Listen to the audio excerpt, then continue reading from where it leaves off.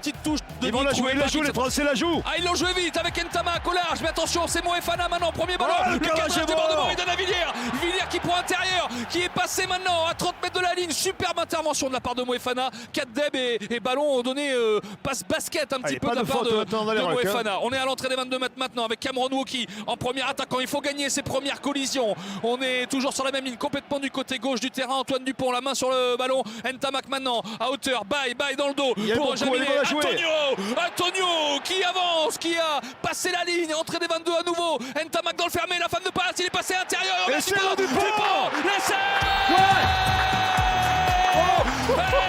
d'Antoine Dupont, extraordinaire essai, quel essai avec l'intérieur de Romain Ntamak, la femme de passe, le raffut, le ballon d'une main, il le remet intérieur, et qui est là, l'inévitable capitaine Antoine Dupont pour son 11e essai en carrière en bleu.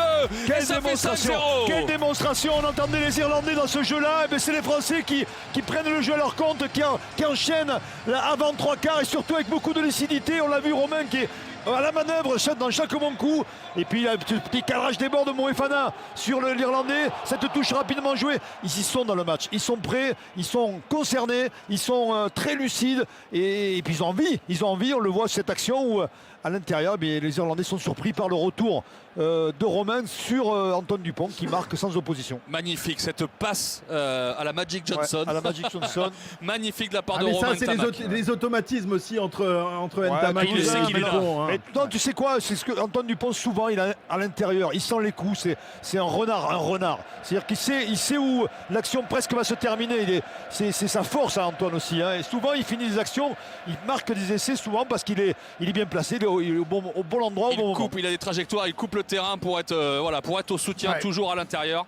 Et la transformation à venir, Christophe de Belgique. Richard en est subjugué, il est subjugué. Non, mais là, il peut. Mais par contre, monsieur, vous parlez de cette passe de Ntamak, certes, mais vous parlez pas de la charge d'Antonio qui était magnifique. Ouais, et celui qui fixe 3 défenseurs. Oui, mais parce que ça a été bien calculé aussi, ça a été bien travaillé. Et Antonio, attention. Jaminet pour la transformation, légèrement sur la droite, et ça passe entre les perches.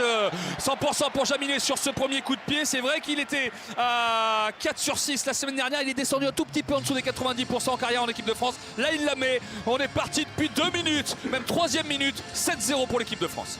10-0 pour l'équipe de France. L'essai irlandais récupéré sur le renvoi. Mark Hansen, deuxième sélection, son premier essai avec l'Irlande. Il surprend tout le monde sur ce renvoi joué assez haut sur presque la ligne des 22. Il faut qu'on revoie ça, c'est pas possible. Mais surtout, on n'a pas le droit à ce niveau de faire des erreurs comme celle-là, c'est pas possible. Ça, c'est une erreur de placement pure et simple. Ouais. C'est-à-dire qu'il n'y a pas un joueur derrière. On conteste même pas, Denis, on conteste pas. Non, mais on n'a pas sauté, c'est une erreur de placement pure et simple. C'est-à-dire que là, il y a Penaud qui est de dos, qui regarde Jaminet. Jaminet, il n'est pas placé, il est pas sur. Double erreur. Il y a double erreur. Double erreur parce que sur le renvoi, Penaud se replie, mais vers l'embut français, regarde Jaminet, il se regarde, mais surtout Jaminet, il est mal placé. Mais Wilfried, personne regarde le ballon. Ce qui est absolument incroyable, alors qu'on sait qu'il y a un Irlandais qui arrive et que derrière, il y a la ligne d'embut qui est derrière nous. Donc c'est une erreur incroyable à ce niveau-là qui relance les Irlandais, malheureusement pour nous. Effectivement, on est un petit peu douché. Même pas le temps d'écrire la pénalité de Jaminet que sur le renvoi. Christophe, essai irlandais. On va juste suivre la transformation. Mais c'est cadeau quand on vient de marquer. Très dommage. On n'a pas le droit. C'est vrai que c'est travaillé. Hein. Faut pas croire non plus que c'est pas travaillé avec l'ailier, parce que l'ailier, il vient d'Australie, hein, cet ailier, si je ne me trompe pas. Mark Hansen est l'ailier du Connacht, 23 ans, deuxième sélection. Et ça passe pour Carberry. Et voilà, on avait 10-0 en 2 temps 3 mouvements, 10-7 pour l'équipe de France. C'est travaillé parce que ces joueurs, on sait que les Irlandais sont très forts sur les ballons. Ouais, mais en même temps, Denis, quand tu le travailles, tu penses que les adversaires vont aller chercher le ballon quand même. Non, mais je veux dire par là, on est prévenu, c'est ce que je voulais dire. C'est dans ce sens-là que je voulais parler. Je disais, ils ont les meilleurs peut-être joueurs qui vont chercher ces ballons hauts, qui sont absolument incroyables dans les airs. Et nous, on ne fait pas attention, mais c'est incroyable. Et ce début de match fantastique de l'équipe de France est un petit peu gâché par cette erreur qui permet aux Irlandais de revenir à 3 petits points seulement du 15 de France après quasiment 9 minutes de jeu. Superbe phase de jeu des Français. Aldrit pour Willem C. On leur fait mal. On fait mal à la défense là. À 1 minute 30. Mais on revient à la pénalité. Le temps que je regarde le chrono, on a perdu ce ballon. Ça sera la mi-temps sûrement. Pénalité sur la mêlée. Quelle action. Et surtout, on voit le rôle d'Antoine Dupont qui est revenu en grande forme. Retour de Super Dupont. C'est plus le même que la semaine dernière. Il a du gaz.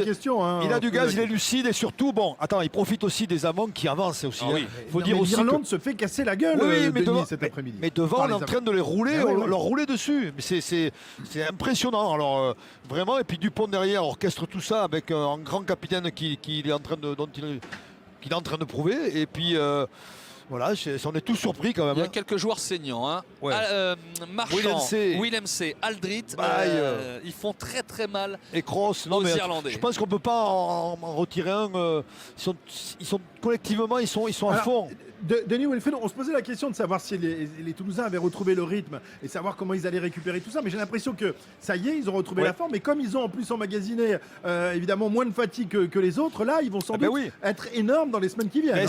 L'interrogation c'était justement est-ce qu'ils allaient récupérer à temps pour affronter cette équipe d'Irlande. Je me posais vraiment la question. Protocole commotion, messieurs, encore quelques jours. pour James Ryan, le deuxième ligne capitaine irlandais, après le talonneur qui est sorti, Ronan Kelleher, eh bien le deuxième ligne, James Ryan, le droitier qui sort. Après, si c'est Ian Anderson qui a dû rentrer, le deuxième ligne de l'Ulster, c'est pas mal non plus, 66e sélection pour Ian Anderson, mais en tout cas petit à petit tu disais ça fissure côté irlandais et là on leur fait mal. Jaminet pour l'instant 4 sur 4, 100%. Est-ce qu'il continue son festival? Bien sûr, 3 points de plus pour Melvin Jaminet, 19 pour l'équipe de France, 7 pour l'Irlande. Première mi-temps, à part une petite erreur sur l'essai irlandais, mené de main de maître de la part des Bleus, 19-7 à la pause. Ils choisissent d'aller en touche pour se réveiller peut-être, et déjà le ballon dans les mains de Dan Sheehan, le talonneur remplaçant du Leinster, parce que Kelleher est sorti, la prise de balle impeccable, signé Tagbairn, et le groupe est pénétrant des Irlandais qui avance. Essai des Irlandais. Essai pour les Irlandais.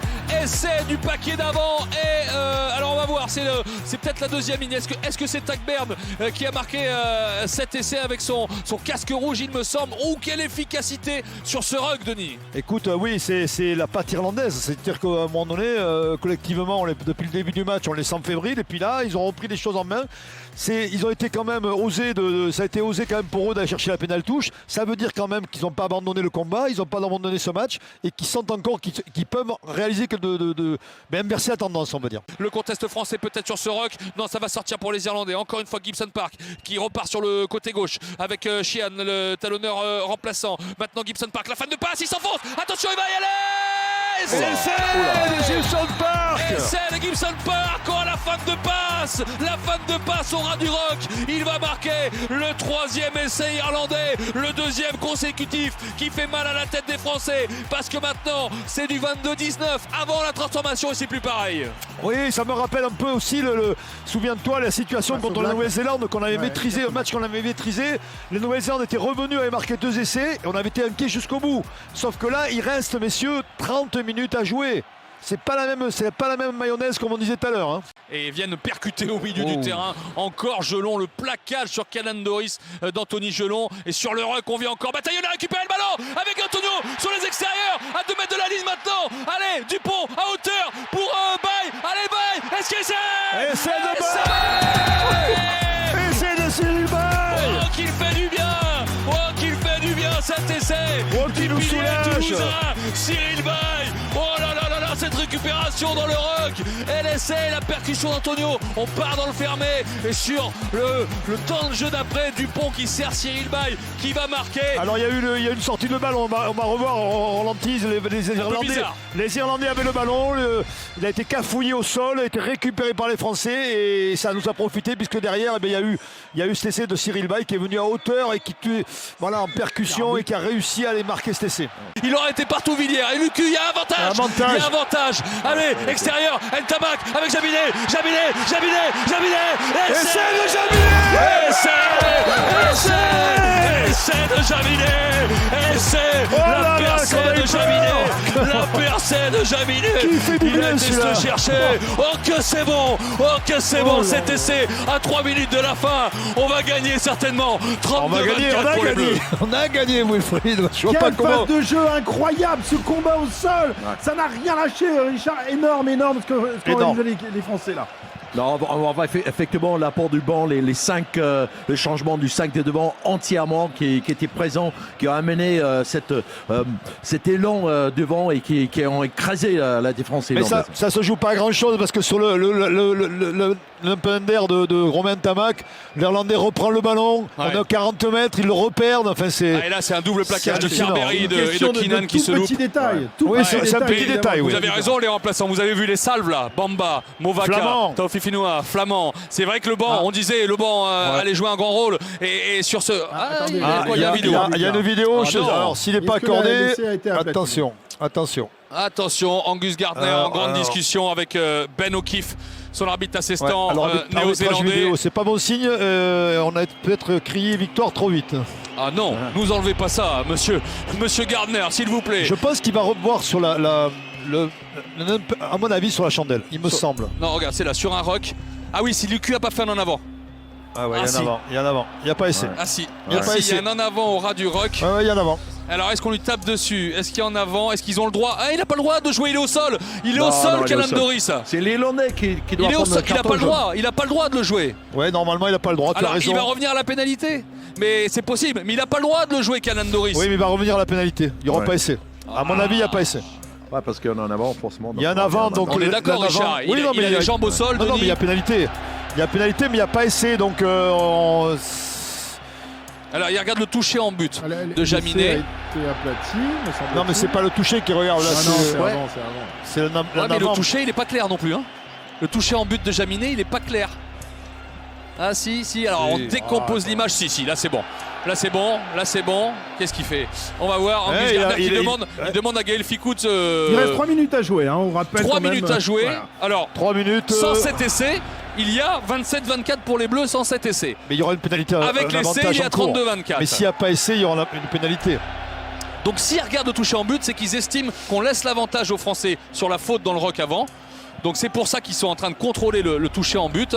Oui, allez monsieur Angus Gardner, on veut vous voir lever le bras vers le ciel dans ce Stade de France, libérer 80 000 personnes, moins un Anglais, dans cette fin de match.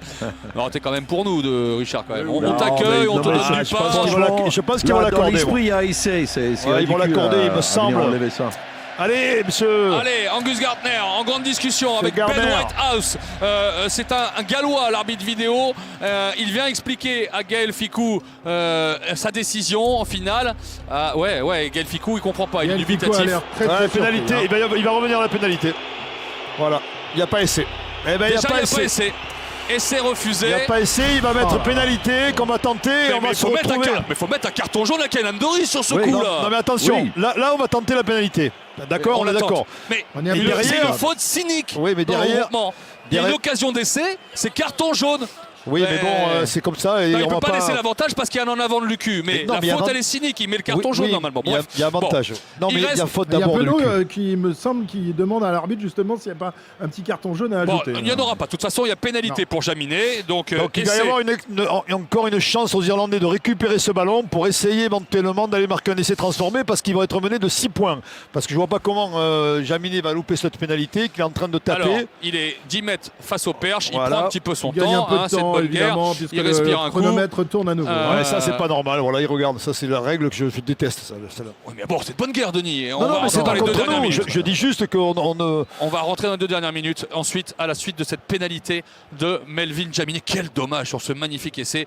Et ça passe pour Jaminet. Nouvelle pénalité de l'arrière de l'USAP. Ça fait 30 pour les Bleus. Tu as bien conseillé les gens. Tu disais 30 points à la fin du match. Mais surtout, il faut qu'on garde cet avantage de 6 points. 10 secondes à jouer.